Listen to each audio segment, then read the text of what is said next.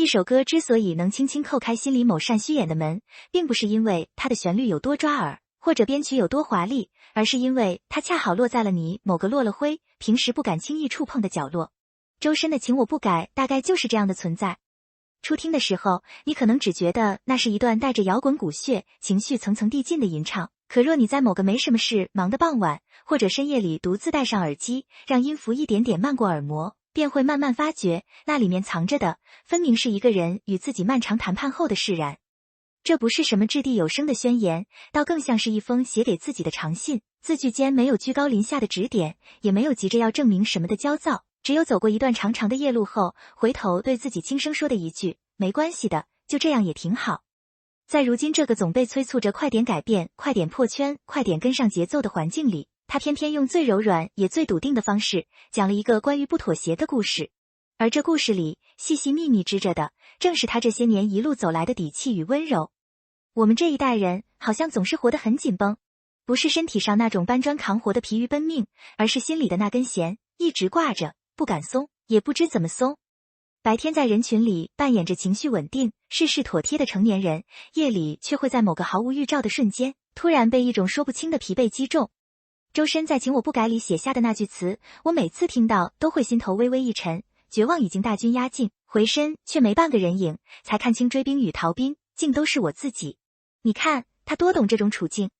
很多时候，真正把我们困在原地，寸步难行的，从来不是外界的冷眼、质疑或是那些客观的阻碍，而是我们自己心里那场无声的战役。我们太习惯于挑剔自己了，总觉得自己不够好，不够圆滑，不够符合某种既定的期待。于是，自我怀疑成了呼吸一样的习惯，精神内耗成了日常的底色。我们一边往前赶路，一边在脑子里给自己挑刺，仿佛只有把自己折磨得筋疲力尽，才配得上认真生活这4个字。可周深的态度里，有一种难得的清醒与宽厚。他唱情我不改，我的姿态，我的爱，我的痛，都与生俱来，这不是在逞强，也不是在硬扛，而是在很认真的接纳。接纳自己的棱角，接纳曾经的笨拙，接纳那些无法抹去的遗憾与脆弱。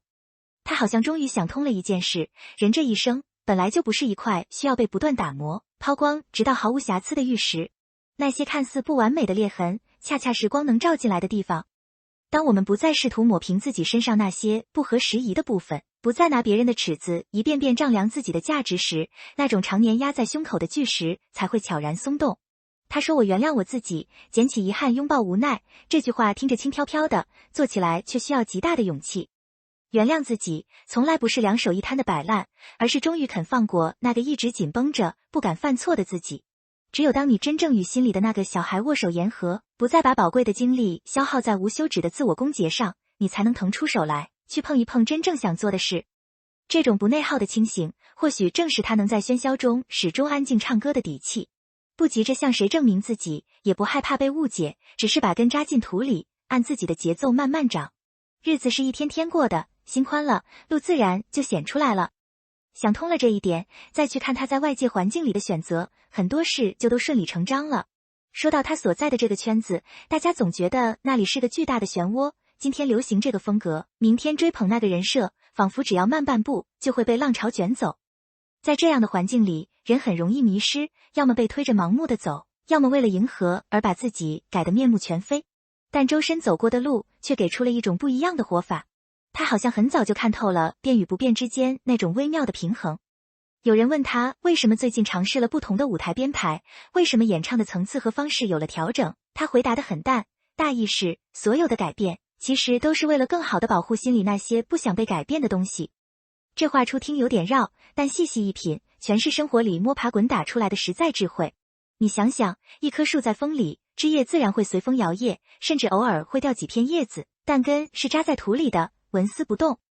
外在的形态可以调整，可以适应，可以为了把情感传递得更准确而换个模样，但内核的质地是不能丢的。周深的变，从来不是随波逐流的妥协，而是一种带着明确目的的主动探索。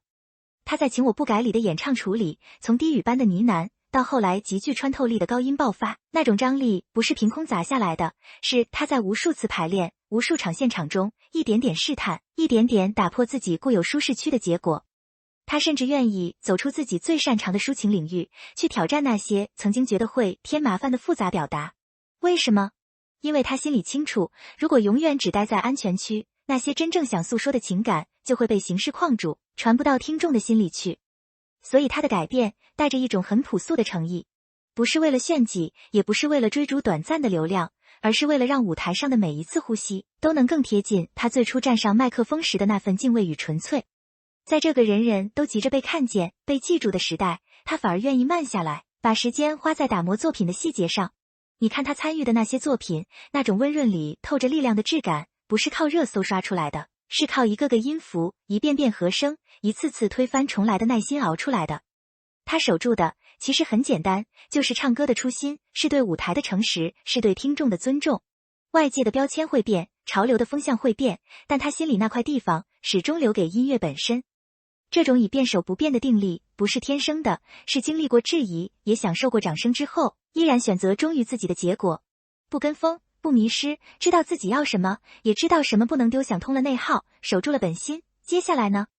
生活毕竟不是停在原地，想明白了就能自动变好的。面对那些看不清前路的时刻，周深的选择很实在，也很接地气，先做起来再说。他说过一句特别朴实的话，大意是，就算不知道到底该干什么，也别一直陷在自我怀疑里打转，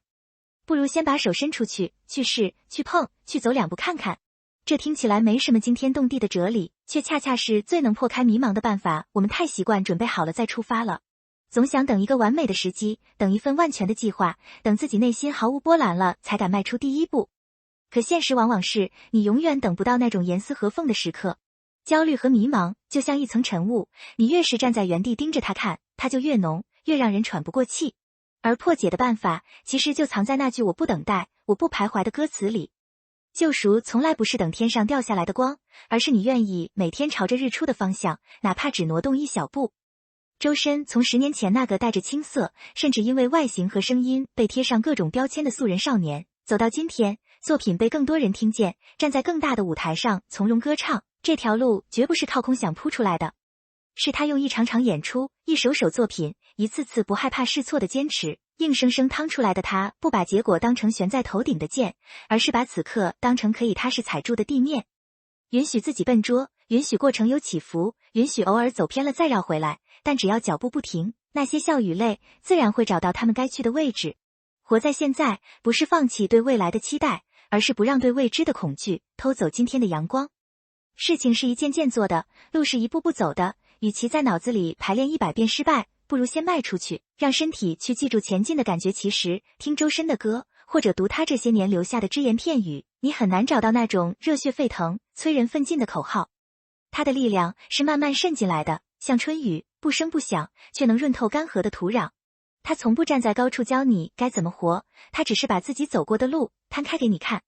你看，原来人是可以不完美却坦然的，原来改变不是为了讨好世界，而是为了更清晰地听见自己的声音。原来面对迷雾，最好的办法就是先迈出脚去，走着走着，天就亮了。